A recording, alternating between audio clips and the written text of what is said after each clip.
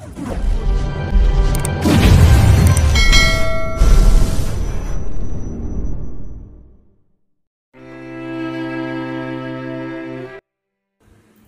na nakatawag si Victoria ng ambulance at mabilis na nadala si Camille sa ospital. Pagdating sa emergency room, tinanong siya ng residence doctor kung ano ang naging sanhi ng pagkawala nito ng malay. Hindi ko sure, Doc. Sa tingin ko, over fatigue. Naputol lang sana sasabihin ni Victoria nang may baritonong boses ang sumingit sa kanilang usapan. Miss Chavez, nilingon ni Victoria ang tumawag sa kanyang pangalan at nakita niya si Doc Victor yon na isa rin sa mga residence doctor ng naturang hospital. Lakas loob na hinubad ni Victoria ang suot na face mask niya at hinarap ang binatang doktor. Doc Victor, tulungan mong kaibigan ko, nag-aalalang sagot ni Victoria sabay turo kay Camille. Kunot noong pinagmamasdan naman ni Victor ang babaeng walang malay na nakahiga sa hospital bed. Maputla ang labi at mukha nitong na mga oras na yon. What happened to her? Napilitan si Victoria na tanggalin ang suot na face mask para makapagsalita ng maayos at maintindihan ng doktor ang sasabihin niya. Sa tingin ko, Doc, stress at over-fatigue ang cause ng pagkahimatay niya. Tugon ni Victoria sa kaharap. Yun ang unang pagkakataon na nakita ni Victor ang kabuuan ng mukha ni Victoria at aaminin niya nagulat siya nang makitang sunog na sunog iyon. Hindi lang yon, maging mga kasama niyang mga nurse sa emergency room ay napasinghap din. Okay, I understand. Maagap namang sagot ni Victor, saka inignora ang naramdamang pagkabigla. Nag-usap ang dalawang residence doctor tungkol sa maaring nangyayari kay Camille. Matapos noon ay dinala na rin si Camille ng unang doktor na sumuri dito sa loob ng emergency room upang gamutin samantalang naiwan naman si Victor. Doon lang nakahinga ng maluwag si Victoria matapos makitang nasa loob na ito ng emergency room. Dinampot na niya ang face mask upang muling suotin subalit isang batang malakas na umatungal nang makitang mukha ni Victoria. Mama! May halimaw! Sigaw ng bata na sa tingin niya nasa 5 o 6 na taon ng edad habang umiiyak at tinuturo siya. Mabilis namang kinarga ng nanay ang batang umiiyak sa galit na bumaling kay Victoria. Ano ba naman yan? Pwede bang umalis ka na rito dahil natatakot ang anak ko? Do you see how ugly your face is? Ang malakas na boses ng ina ng batay nakaagaw pa ng atensyon mula sa iba pang tao na naroon. Kaya naman otomatikong namutla ang mga labi at nanginig ang kamay ni Victoria dahil sa matinding pagkapahiya. Bigla-bigla, pakiramdam niya ay muling binuhusan ng asido ang kanyang muka ng mga oras na yon. Sobrang nakakapaso at nakakapangilabot dahil nanginginig ng mga kamay ni hindi na maisuot pa ni Victoria ang kanyang face mask. Sa pagkakataong iyon, isang balingkinitan at magagandang kamay ang humawak sa kanyang mukha. Sa gulat ay wala sa sarili na paatras si Victoria, pero mabilis siyang nahawakan ng lalaki sa kanyang balikat at pinigil. Si Victor ang nagsuot ng face mask na hindi magawa ni Victoria dahil sa matinding nerbiyos. He was just slightly surprised earlier when he saw her face, but now everything is normal for him. Let's go, Miss Chavez. Anyaya pa ni Victor sa dalaga na noon ay tila tuod na nakatayo lang. Natigilan naman si Victoria. Yun ang unang pagkakataon na naramdaman niyang kalmado ang isang tao matapos makita ang kanyang mukha. May kakaibang damdamin na pinukaw iyon sa puso ni Victoria ni hindi niya matukoy kung ano. Basta ang alam lang niya ay gumaan kahit papaano ang bigat na naramdaman niya sa dibdib. Sa VIP ward kung saan kasalukuyang nakaratay si Grudge ay makikitang nangingitim ang mukha ng matanda at maraming tubong nakakabit sa payat na katawan nito. Pumasok si Victor sa kwarto at inabot kay Sir yung makapal na folder na naglalaman ng medical record ng kanyang daddy. Ito ang medical records ni Uncle Grudge sa nakalipas sa 3 buwan. Makikita dyan na stable naman ang resulta ng mga lab test, but his lab test results suddenly dropped today as if his body had suddenly weakened. Pagpapaliwanag ni Victor, have you seen any other health problems beside the ones you mentioned? Tanong ni Seryo sa seryosong anyo. I can't say yet. He needs to have another lab to check if he has any other illnesses. Sagot naman muli ni Victor. Sinasabi mo bang dahil lang yon sa matinding galit niya? Hindi ko pa masasabi ngayon pero may posibilidad na yun nga ang dahilan. ani Victor. Ang totoo, hindi maintindihan ni Victor kung ano talaga ang totoong nangyari sa matanda. Nagsagawa na sila ng toxicology pero wala naman silang kakaibang nakita sa resulta. But what's surprising is that there are signs that he may have drunk or eaten something that may contain toxicity. However, it cannot be denied that many illnesses can be caused by various human emotions. And even though he's hypocritical and disgusting, he's still serious father. Hindi niya hahayaan na merong mangyaring masama sa matanda, lalo na't hindi pa nito nagagawa ang resignation ceremony. Mariing naglapat ang labi ni Sergio bago nagsalita. Assign the best doctor for daddy, and if you have any more questions, just call me, saad ni Victor sa kaibigan. Kailangan pa ba bang sabihin yan? Sagot naman ni Victor na nakataas sa makapal na kilay. Subalit mo rin siyang sumeryoso na may maalala. By the way, naka-admit din pala ditong asawa mo. Ang sabi ni Doc Cruz ay na-over-fatigue. Hindi na natapos pa ni Victor ang sinasabi dahil parang bula na biglang naglaho ang kaibigan sa kanyang harapan. Naiwan siyang nakatulala na lang pero makalipas ang ilang segundo ay napailing din siya sa inasal ng kaibigan. Who would have thought that the cold-hearted Sergio Reynoso would fall in love with a woman?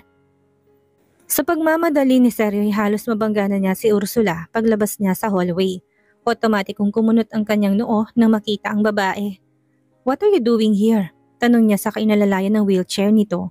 Nag-aalala ko kay Uncle Grudge kaya nagpunta ako.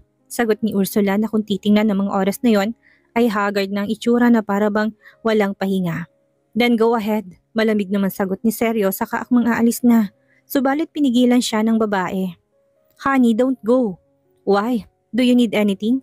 Tanong ni Sergio na blankong expression. Honey, hindi ko alam kung anong pinagtatalunan niyo ni Uncle Grudge pero hindi pa maayos ang lagay niya.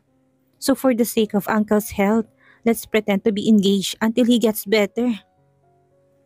Alam ni Ursula na tinutukoy ni Sergio na wag na ma-engage sa kanya at pagkatapos mag-isip tungkol dito sa buong gabi, nagpasya siyang i-back off at hindi magmadali ng mga bagay. I don't want to fake an engagement with you. Walang emosyon sagot ni Sergio na ikinatigagal ni Ursula.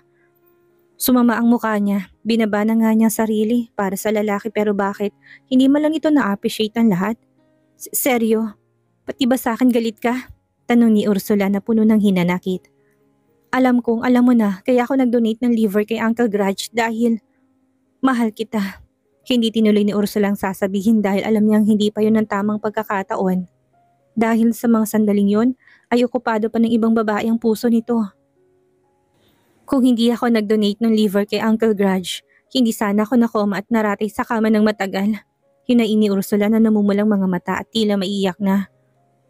Habang sinasabi yon ay sinikap ni Ursula na maging kaawa-awa sa harapan ni Sergio nang sa gayon ay mapapayag niya ito sa gusto niya.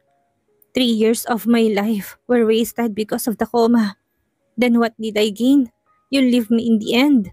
Dagdag pa niya. Matiim na tumitig si Sergio sa babae bago sinabing, bukod sa engagement, lahat ng kondisyon ay kaya kong ibigay sa'yo. Pag-isipan mo maigi. Nang makitang muling aalis si Sergio, ay mabilis na nagsalita si Ursula. I don't want anything else. All I want is for you to support me someday when I need you. Buong pagtataka naman na pinagmasdan ni Sergio, hindi niya maintindihan kung anong ibig nitong sabihin. After I woke up from the coma, many people laughed at me because they said I was worthless because of my condition. Pati ang pamilya ko naging usap-usapan sa lugar namin. So please, for the sake of our friendship over the years, I only have this small request. Napatango naman si Sergio. Okay, I promise you. Hindi naman kalabisan ang gusto nitong mangyari. As long as what she wants isn't an engagement, he has no problem with whatever she wants. Napuno ng kasiyahan ng dibdib ni Ursula kaya naman nayakap niya ang lalaki sa bewang nito. Thank you honey, napakasaya ko. Subalit isang tunog ng nalaglag na cellphone ang pumukaw sa dalawa. Nang mag-angat ng tingin si Sergio, nakita niya nakatayo si Camille sa koridor at namumutla ang muka dahil sa mga nakita. Samantalang na-discharge na si Camille dahil ang sabi ng doktor ay dala lang yun ng stress at over-fatigue kaya siya nahimatay. Pinayuhan lang siya nitong magpahinga at kumain ng tama bago siya pinauwi. Kasalukuyan niyang hinihintay si Victoria ng mga oras na yon na nagpaalam na magbabanyo lang sandali pero hindi niya akalain na makikita niya ang dalawang iyon na sweet sa isa't isa. Mas masakit pala sa dibdib na makita sa personal na magkasama ang dalawa kaysa sa picture na ipinakita sa kanya ni Victoria.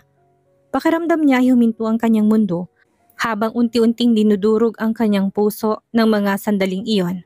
Ang buong akala ni Camille ay matapang siya, pero ang makitang taong mahal niya nakasama ng ibang babae sa ganong sitwasyon ay naduduwag siya. Natatakot siya muling tumingin sa mga ito dahil baka humagulol siya sa harap ng dalawa at magmukha lang siyang kawawa. Wala sa sarili na kinuha ni Camille ang cellphone niyang nalaglag sa sahig saka walang lingon-lingon na tumalikod. Mabilis ang kanyang mga hakbang na para bang may humahabol sa kanya namang oras na yon. Kunot noon namang sinundan ng tingin ni Seryo ang papalayong babae at saka akmang susundan ito nang makaramdam niyang may humihila sa kanyang pantalon. Pagtingin niya si Ursula yon na nakatingala sa kanya't namumulang mga mata. "Honey, nahihilo ako. Pwede mo ba akong dalhin sa doktor?" Nakikiusap na saad ni Ursula sa lalaki. Hindi malaman ni Seryo kung paano makakawala sa babae. Pero eksakto namang dumating si Victor kaya sa kaibigan niya pinaubaya ang pag-alalay sa babae. "She's not feeling well. Dalhin mo siya sa doktor." Ni Seryo saka basta na lang umalis at iniwan ng mga to. "Seryo?" Pagtawag ni Ursula pero hindi na siya nilingon pa ng lalaki at nagtuloy-tuloy ng lakad patungo sa direksyon kung saan dumaan si Camille. Masamang-masama ang loob ni Ursula ng mga sandaling iyon. Pero wala siyang nagawa kung hindi sundan na lang ng nakakatakot na tingin ang direksyon kung saan nagtungo ang lalaki. "Ursula, I'm taking you to the doctor." Pukaw ni Victor sa babae. Mahigpit na nagkuyom ang kamao ni Ursula sabay sabing, "No need, I'm okay." "Why are you doing this, Ursula?" tanong ni Victor. "So you were fooled by that woman too?" Asik ni Ursula sa lalaking puno ng hinanakit ang mga mata. Si Seryo, si Victor, si Kiel at Ursula ay mga magkakaibigan at sa isang eskwelahan nag-aral simula high school. Ursula, the youngest of all, is taken care of by them like a younger sister. Si Seryo ay masyadong aloof, kaya si Victor at Kiel na parehong outgoing ang nakasundo ni Ursula sa lahat.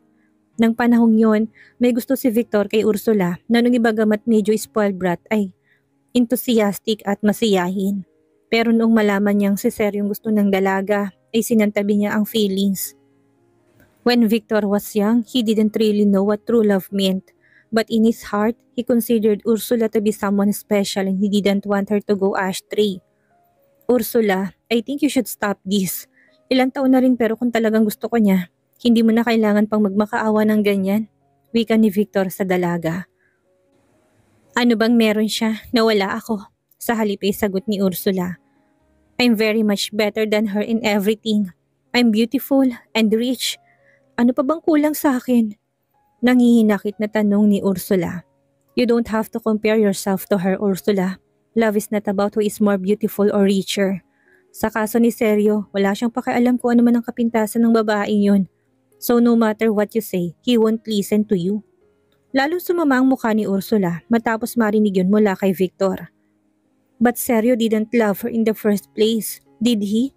If Seryo loved her, why would he leave the country after they got married? Muling katuwiran ni Ursula. "Fate is too playful, Ursula. We can't tell who we'll fall in love with. Do you think after he rejected your engagement, you could still say he didn't love that woman?" Nung nakaraan lang nalaman ni Victor ang tungkol sa engagement na yon. Hindi akalain ni Victor na magagawang makipagtulungan ni Ursula sa daddy ni Seryo para lang matuloy yon. Doon lang din niya na-realize na hindi pa niya lubusang kilala si Ursula, kahit na maraming taon na silang magkakilala at magkaibigan. Here's my piece of advice, Ursula. Don't make the same mistake over and over again. Don't challenge Seryo. Bottom line, because you might just regret it. Sinserong paalala ni Victor sa dalaga. It's none of your business. Matapos sabihin yun ay minando na ni Ursula ang sariling wheelchair at pumasok sa private ward ni Grudge Reynoso. Iiling-iling naman nang tumalikod na si Victor, subalit sa pagkakataong iyon, muli niya nakasalubong si Victoria na parang may hinahanap. "Doc Victor, nakita mo ba si Camille?" Mahinang tanong ni Victoria sa binatang doktor. Sandaling nag-isip si Victor. Alam niya magkasama si Seryo at ang asawa nito kaya ayaw niyang maistorbo ang dalawa, kaya naman nag-isip na lang siya ng dahilan. "Si Miss Asuncion ba? Pinasasabi niyang may important errands pa siya kaya mauna ka na raw umuwi." ani Victor sa dalaga. Sandaling natigilan si Victoria. Bakit feeling niya hindi nagsasabi ng totoo ang binata? Bakit? Hindi ka ba naniniwala sa akin? Tanong pa ng lalaki na hindi siya sumagot sa katinurong sarili. Itong mukhang ito, itsura bang nagsisinungaling? Pabiro nitong tanong pa. Napatingin naman si Victoria sa gwapong mukha nito at namumungay ng mga mata. Mukhang nagsasabi naman to ng totoo. Okay, Doc Victor. Mauna na rin ako. Thanks. Anang Victoria saka tumango sa lalaki at takmang aalis pero naudlot yon nang muli itong magsalita. Hindi ako basta tumatanggap ng thank you, Miss Chavez. If you really want to thank me, please treat me to a dinner. Napatanga naman si Victoria. Ano ang karapatan niyang i-treat sa dinner ang lalaking katulad nito? Baka mamaya pagtawanan pa ito ng mga tao kapag nakitang may kasama itong halimaw. Let's go. Oras na rin para umuwi. Anyaya pa ni Victor sabay tapik sa kanyang balikat. Malalaki ang bawat hakbang ni Camille at gustong makaalis kaagad sa lugar na yon. At dahil wala sa tamang wisyo, paghakbang niya ay kinapos yun at dumula sa baitang ng hagdan. Umikot ang paningin ni Camille subalit isang matipunong brasong humapit sa kanyang bewang at sumalo sa tiyak na pagkahulog. What are you doing? Bakit hindi ka tumitingin sa inaapakan mo? Singhal ng baritonong boses ng lalaki. Nang makitang si Seryo yon ay nagpumigla si Camille at ginustong makawala sa bisig ng lalaki. Bagaman mabilis ang tibok ng kanyang puso, pinukol ni Seryo na masamang tingin ng babae at tinakot. Kapag kumilos ka pa, hahayaan na malaglag ka dyan sa hagdan. Malamig na babala niya. Kaya ko maglakad kaya bitawan mo ko, sagot naman ni Camille na hindi maitago ang galit sa tono. Subalit nagbingi-bingihan lang si Seryo at kinargang babae patungo sa parking lot ng ospital. Dahil magaan si Camille ay parang papel lang siyang kinarga papasok sa loob ng sasakyan. Inupo niya ito sa backseat at umikot siya sa kabilang panig ng kotse at naupo sa tabi nito. After this, he motioned for his driver to step outside for a moment so they could talk alone. Maingat niyang sinapong ulo ni Camille sa kapuno ng pag-aalala ng tanong, "How are you feeling? Why did you suddenly faint?" Tumingin si Camille sa lalaki at kinurap-kurap ang namumulang mga mata. Hindi niya maintindihan kung bakit nagpapakita pa rin to ng pag-aalala sa kanya. Pagkatapos niya masaksihan kung gaano ka-sweet ng mga to kanina. Isa pa'y engaged ng mga to kaya dapat lang na mag-divorce na silang dalawa. Habang iniisip yun ay muling nilukob ng matinding sakit ang dibdib ni Camille. Mr. Reynoso, kailan ba tayo maghihiwalay? Tanong niya dito na pilit tinagong hinanakit sa puso. Otomatikong umahon ang galit sa dibdib ni Seryo nang ilabi ng babaeng kaharap. Bakit ba lagi na lang itong nasa isip na makikipaghiwalay at iwan siya? Madilim ang anyong hinarap ni Seryo ang babae. Talaga bang pakikipaghiwalay na lang ang lagi nasa isip mo? Lalo namang sumama ang loob ni Camille sa lalaki. At ano naman ang gusto nito? Maging kabit siya? Hindi mangyayari yon dahil ayaw na makipagtalo pa ni Camille dahil pakaramdam niya ay drain na drain siya. Kaya isang simpleng oo na lang ang sinagot niya sa lalaki. Naningkit naman sa galit ng mga mata ni Seryo sa kamariing naglapat ng mga labi bago sumagot. Ganun na lang ba talaga ako kadaling iwan para sa'yo? Do you think any other man can satisfy you like I do? Nalaki ang mga mata ni Camille dahil hindi siya makapaniwala sa sinabi nito. Bakit ba ganun na lang kababa ang tingin nito sa kanya? Mabilis na inalis ni Camille ang tingin sa lalaki saka ibinaling ang tingin sa labas ng bintana ng kotse upang itagong pag-iinit ng sulok ng kanyang mga mata. Mr. Reynoso, huwag ka masyadong bilib sa sarili mo. Marami pang mga lalaki sa mundo na irerespeto ako at pahahalaga na tulad ng... Hindi na natapos pa ni Camille ang sinasabi dahil walang ano-ano'y sinakop ni Seryo ang kanyang labi. Mainit at mapusok ang paraan ng paghalik ng lalaki na para bang sabik na sabik ito ng mga oras na yon. He missed Camille so much and if there hadn't been a problem, he would have kept his promise to talk to her that night. Hindi tumugon si Camille sa halik na yon at sa halip ay tumulong kanyang mga luha. Gusto niyang kumawala sa mga halik nito subalit mahigpit siyang yakap ni Seryo at hindi siya makakilos pa. Nalasahan ni Seryo yung luhang naglalanda sa pisngi ni Camille kaya doon siya natauhan. Nagtangka siyang punasan ng mga luha nito subalit tinabing nitong kanyang kamay at saka tumingin sa kanya na hilam ng luhang mga mata. Seryo, talaga bang gusto mo lang akong gawing mistress? Kaya ayaw mo kong palayain? Puno ng hinanakit na tanong ni Camille. Mistress? Kunot noong sagot naman ni Seryo na makitang patuloy pa rin to sa pagpapanggap na walang alam ay dinerecho na ito na Camille. Kahit na napakasakit na sa kanya pa manggaling yon. Hindi ba engaged na kayo ni Ursula? Nanigas ang ekspresyon ng mukha ni Sergio. Saka ng lalim ang mga matang pinagmasdan si Camille. How did you know? Kung ganun, kung hindi ko nalaman, wala ka pang balak na sabihin sa akin? Ani Camille na mapait na napangiti. At ano, patuloy mo lang akong gagawing parausan mo? Sandaling nanahimik si Sergio at nakatitig lang kay Camille bago muling sumagot. No, muling tumulong luha ni Camille ng mga sandaling iyon. Hindi na talaga niya maintindihan ang lalaki. Pakiramdam niya ay pinaglalaroan lang nitong damdamin niya na mga sandaling iyon. Hindi ba nito alam na magdamag siyang parang tangang naghihintay dahil sa pangako nito? At ngayong ganun pang eksena na makita niya, bugbog na bugbog ng puso niya at dahil sa mood swings niya ay para siyang pagod na pagod at nahihirapang huminga. Pwede ba, bigyan mo naman ako ng kahit konting respeto? Umiiyak na pakiusap ni Camille. Malaking utang na loob ko sa iyo. Ang pagligtas mo sa akin kaya handa akong magkayod kalabaw ako para mabayaran ka. Pero pakiusap, huwag mo naman akong gawing babae mo. Kunot noong pinagmamasdan ni Sir yung umiiyak na babae at parang pinipiga ang kanyang puso dahil sa nakikitang sakit sa mga mata nito ng mga sandaling iyon. Makalipas ang sandaling katahimikan ni hinapit ni Sir yung bewang nito at sinabing, "Paano ka naman naging kabit? You never were." Aniya sa namamaos na tinig, wala pa ring idea si Camille kung anong sinasabi nito at kahit na gusto man niyang kumawala sa mangyayakap nito ay hindi niya magawa dahil wala na siyang lakas pa. Bumuntong hininga si Sergio. Hindi tayo maghihiwalay, Camille. Napakurap-kurap si Camille habang nakatingin sa lalaki. Mabilis din ang kabog ng kanyang puso na para bang gusto nitong tumalon palabas sa kanyang dibdib. Totoo ba ang narinig niya? O imahinasyon lang niya yon? Anong ibig mo sabihin? Puno ng pagtatakang tanong ni Camille sa lalaki. Nang mga sandaling iyon ay humarap si Sergio kay Camille at hinawakan ng babae sa magkabilang balikat sa kamalalim na tumitig. Ang sabi ko, hindi tayo maghihiwalay. Hindi natin itutuloy ang annulment. Halos mabingi si Camille sa lakas ng tibok ng kanyang puso. Kung ganon, hindi siya nananaginip o nag-iimahinasyon. Totoo ang kanyang narinig.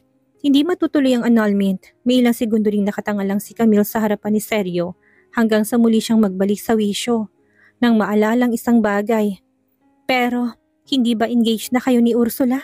Ginagap ni Sergio ang palad ni Camille na kasalukuyang nanginginig sa kamarahang umiling. No, I didn't agree to that engagement so nothing like that happened. Nagpunta lang ako doon para sabihin kay Daddy na hindi ko itutuloy ang annulment natin. Natigilan si Camille sa mga pag-amin na yon ni Sergio. Hindi pa rin siya makapaniwala na gagawin niya ng lalaki kaya meron pa ring agam-agam sa puso niya ng mga oras na yon. Seryoso ka ba? Hindi ka ba nagbibiro? Tanong niyang muli na puno ng kaba ang dibdib. Hindi sumagot si Sergio. Sa halip kinuha nitong kanang kamay niya at isinuot ang isang rose gold na singsing.